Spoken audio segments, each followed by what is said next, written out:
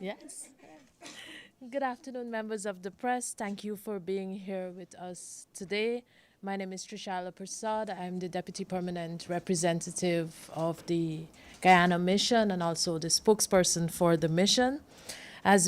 Guyana begins the presidency of the Council for June, I am pleased to introduce our permanent representative of Guyana to the United Nations, Ambassador Carolyn Rodrigues-Birkett, to brief you on the program of work which was adopted this morning. And following an overview of the program, you will have the opportunity of asking questions. So I turn it over to Ambassador.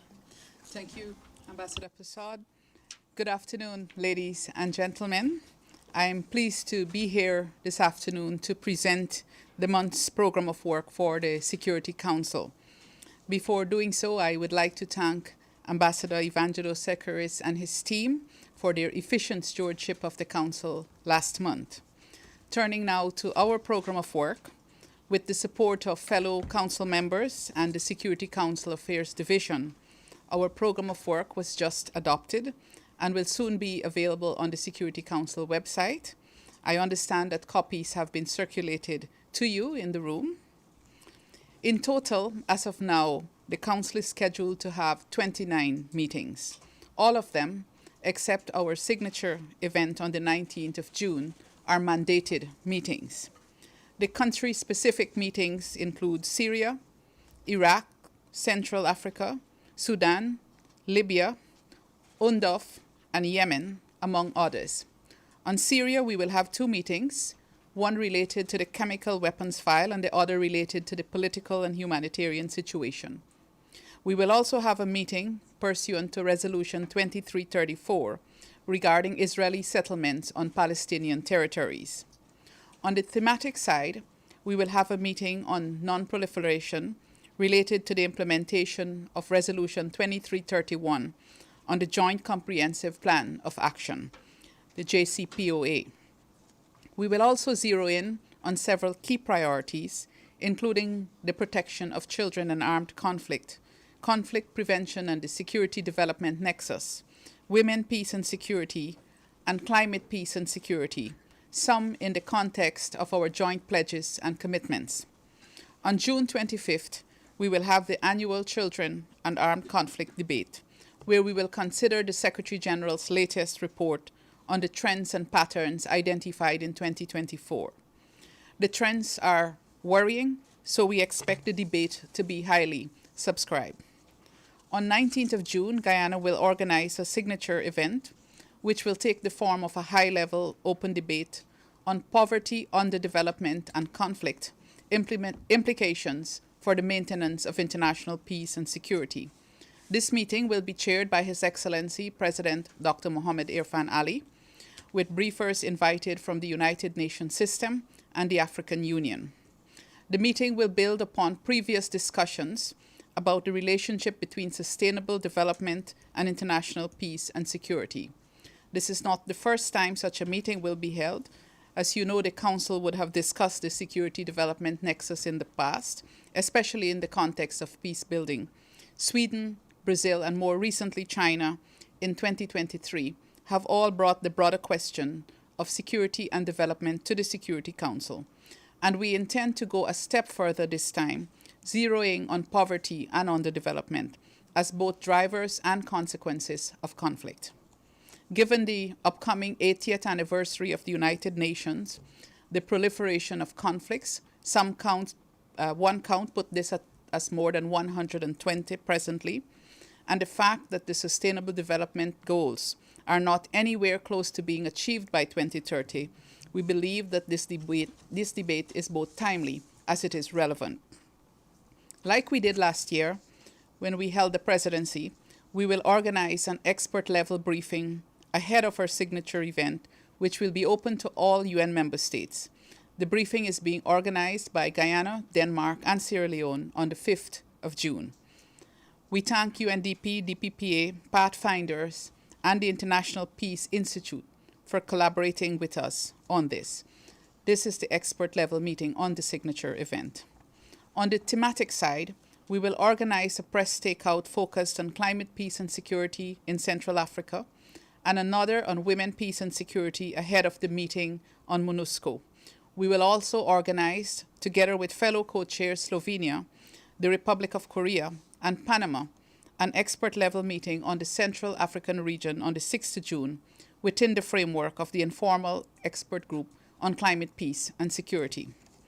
In addition to what is reflected on the program of work, the members of the Security Council will hold an annual informal meeting with the European Union Peace and Security Committee on the 3rd of June, that's tomorrow, to discuss threats to peace and security and the strengthening of the multilateral order. We also expect at least 2 area formula meetings to be held during the month. In terms of Council products, we have 2 adoptions scheduled: the renewal of the DRC sanctions and the UNDOF mandate renewal. Both adoptions are scheduled for the 30th of June. As is always the case, we do not expect that this program of work will remain as it is now, given the many issues requiring the Council's attention. My expert Stephanie Savory will keep you apprised of any updates through emails to the UN Press Corps. Additionally, my mission remains available if you have any questions for the presidency or me in my national capacity. And it's now my turn to hear from you. Thank you very much, Ambassador Rodrigues-Birkett, and I acknowledge that our political coordinator, Ms. Nishanta Ben, is also with us today in the briefing. We now move to the question and answer segment, and I invite you to request the floor by raising your hand. Once given the floor, I ask that you introduce yourself and indicate the media you represent, and we take the first question from the UN Correspondents Association. Thank you very much, Madam Ambassador, on behalf of the United Nations Correspondents Association for doing this briefing. We all hope you'll come to the stakeout and talk to us often. My name is Edith Lederer from the Associated Press. A quick follow-up on your signature meeting. Are you expecting any outcome from that? Any presidential statement, anything? And I don't see anything related to the resolution that's been circulated by the E10 on the Mideast, on the program of work, but we've been told that a vote is expected this week. Can you give us an update, and also on any Ukraine meetings, because I don't see that on the program of work either? Thank you.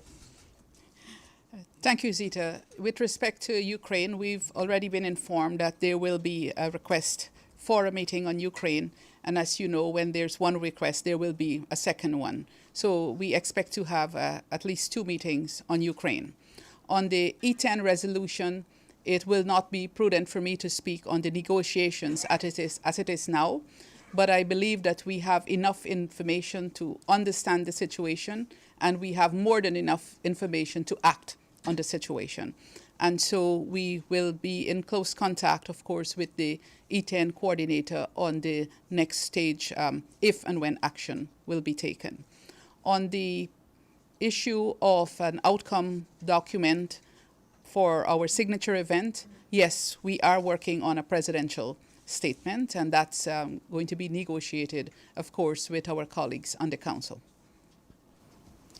Thank you, Ambassador. We'll take the second question. Thank you very much. It's Pamela Falk from U.S. News and World Report. We're looking forward to the month, Ambassador. Thank you for the briefing. My question is about the 29th, the is it the 29th, 24th, the non-proliferation briefing. Will that be on Iran and North Korea and other non-proliferation issues? And if there is a deal struck with U.S. and Iran that involves the IAEA, will there be a separate meeting? Thank you. Thank you, Kamala. Yes, this is the meeting on the on Iran on the this one is the JCPOA. Oh, it is. Yes, okay. It's on the JCPOA, and that will be on the 24th in the afternoon. Thank you. Yes. Thank you. Here. Madam Ambassador, first, wish you a successful month. Shida with China Central Television. My question, we know that there's a draft resolution on Gaza is circulating in the Security Council. Can you tell us when will the Council taking action on that draft? And more importantly, when we heard this, many people told me this. They said the previous resolution haven't been fully implemented at all. How can you expect even this draft has been adopted, this can make a difference? Thank you. Thank you. We do not have a date as yet on when the resolution will be actioned. And yes, there is a concern for all of us on implementation of resolutions that we've passed in the past.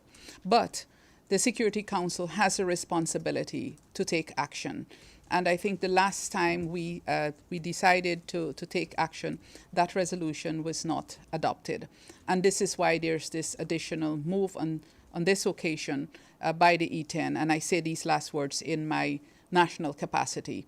So we are looking forward for some action to be taken as we also support the negotiations that are ongoing by the US, Qatar, and Egypt. And we hope to see relief for the people of Gaza as soon as possible. Over here. Thank you very much. My name is Abdul Hamid Sayam from the Arabic daily Al-Quds Al-Arabi. Congratulations, Madam President, for your assumption of the presidency of the Security Council. I have two questions interrelated regarding the question of Palestine. First, there is a conference between, I think, 17th and 20th of June in the UN here, which is it's called the Two-State Solution Conference. So I want, if you can give us your opinion on this conference. Would it be just like any other conference? People will come, give speeches, support the two-state solution and walk out, or something concrete could come out of this conference? And the second, on your national capacity. All peoples around the world who fell under occupation, foreign domination, and colonialism, they fought their colonizer and occupier. And they became heroes in their countries. And we can name 20 heroes who became the presidents of their countries. Only when it comes to the Palestinian, when they fight their occupier, they're accused of terrorism. Is there any more double standard and hypocrisy than this speech of some, especially Western countries? Thank you. In response to the last question, yes. In response to the question on the conference, let me speak about that in my national capacity. I think that the framework to put in place the two-state solution is there through the various resolutions of the General Assembly. The question is implementation of these resolutions. I think that it is a blot on the international community, on the international system, that this matter has remained unresolved since 1948. We believe that this conference is going to bring attention to the two-state solution, that it is not dead, that we need to move forward with it. Because if Israel and Palestine are to live in peace, we believe the two-state solution is the only solution. There can be no security guarantees if an entire people does not have their homeland. And this cycle of violence will continue. So we really believe that this conference should not be just another conference, and that we're hopeful that it would have the kind of outcome that will move the needle on the two-state solution. Thank you. You can go ahead. Thank you very much. My name is Sinan Tunçdemir from Ruda Media Network. Wishing you all the best. The best of luck this month. I have two questions. One is on Syria and one is in Turkey, but both are related to Kurds. Maybe I can start with the first one. A peace negotiation has started between the PKK and Turkey, the Kurdistan Workers' Party. As President of Security Council, what does the Security Council suggest to both parts in the negotiation to achieve profound and sustainable peace after more than 40,000 lives have been lost throughout 41 years of war? That's my first question. Maybe I can ask the second one after. Well, we have not, at least in the Security Council, decide on what, as a group, on what advice should be given. But in my national capacity, I think once there are negotiations and there are talks ongoing, we must wish the parties well for this. We are in we have 6 more months on the council, and we would like to see some of the conflicts that we met when we came to the council, at least movement on resolution of those conflicts as we leave this council. And we would put all our efforts as an elected member into this. But that is what I would say. We encourage that the negotiations continue towards a peaceful settlement of the issues that are being dealt with. Thank you. And my second question, Syria is facing a new chapter, and as it begins, Syrians are trying to find the best way to organize governance. The Kurdish autonomous region in the northeast wants to maintain its federal rights. As President of Security Council, does the Security Council believe federalism can be helpful in protecting minorities' rights, or does it see federalism as opposing territorial integrity? Again, we have not discussed that as the Security Council and what is the best solution in the circumstances, but we believe that this is a new chapter for Syria. And we are hoping that in this new chapter, that this will be a better Syria. And we could only wish the authorities well, and the UN, that they accompany Syria in this process. Just a quick follow-up. Do you think like federalism, like in your opinion, is like something against territorial integrity? I would withhold my opinion. Thank you. Thank you. Over here. Hi, Gabriel Zonda from Al Jazeera English. Good luck this month and congratulations. 2 questions. Number 1, your signature event falls on the 19th, which coincides with the two-state solution meeting happening here. Is President Ali expected to participate in that? Was that done intentionally to happen during that week? And second question is, you've been very, I'll say, strong on Gaza the last 18 months or so, from the very beginning, on your country's position related to the conflict there and Israel's continued bombardment and violation of international law. My question is, the Council as a whole has not lived up to its role of maintaining peace and international security. How frustrated are you by that in terms of the legacy that the Council will leave, given that years from now, knowing that all of the resolutions that have passed and so many that have been vetoed, nothing has stopped this conflict? In fact, it's actually escalated with every action by the Council. Thank you. Thank you very much for your questions. Actually, we had, before we knew the final date for the high-level meeting, we had set our date for the signature event, but we think that it dovetails nicely anyhow, because the high-level segment of the two-state solution meeting will be on the 18th, and that will give the opportunity for those who would like to speak in the open debate a chance to do so the very next day as well. We have been vocal on the issue of Palestine long before we came on the Security Council. Guyana, as you know, is one of the founding members of the Committee on the Exercise of the Inalienable Rights of the Palestinian People. So our advocacy for this is rooted in our belief that occupation is wrong, that colonization is wrong, and that the self-determination of the people of Palestine must be exercised. And this is what we brought to the Security Council. We are frustrated, but we are not the only one frustrated on the Security Council, that this war has gone on so long. And we will continue to exert all the energies we have to contribute, knowing very well we're an elected member of the Council. We will continue to exert our efforts to work towards a solution. In the immediate term, a ceasefire, and our continued advocacy for the two-state solution. We are extremely concerned about the humanitarian situation and the aid blockade in Gaza at this point in time. And we're hoping that we will have some movement on this at scale in the not so distant future. This should have been in place since long before yesterday.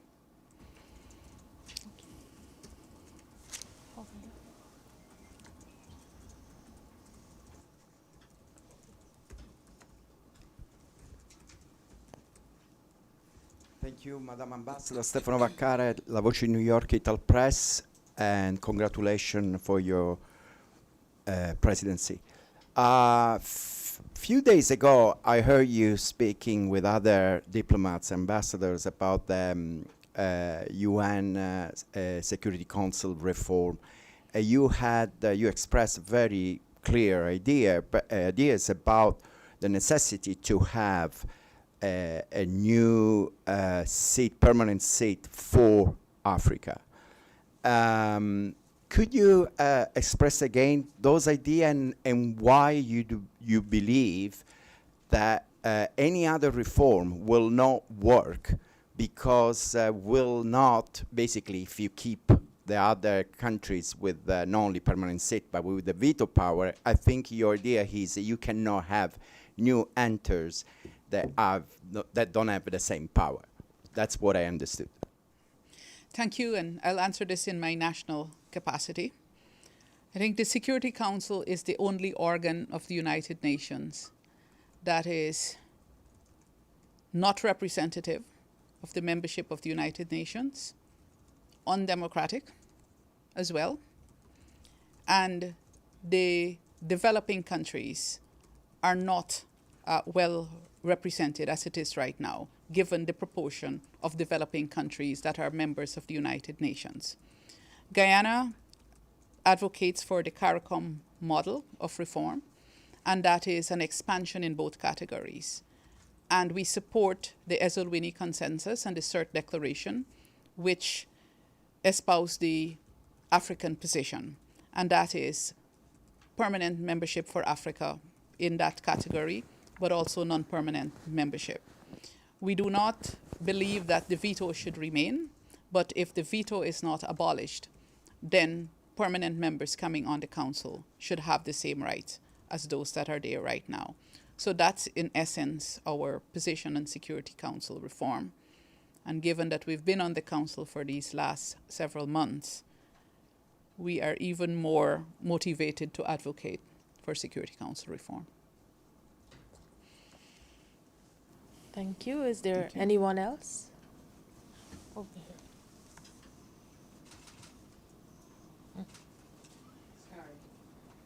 Thank you very much. Evelyn Leopold, the Dag Hammarskjöld Fund for Journalists. I am observing that the foreign ministry seems to have a lot of women in high positions. What are there statistics for the entire government, and are men allowed into the foreign ministry?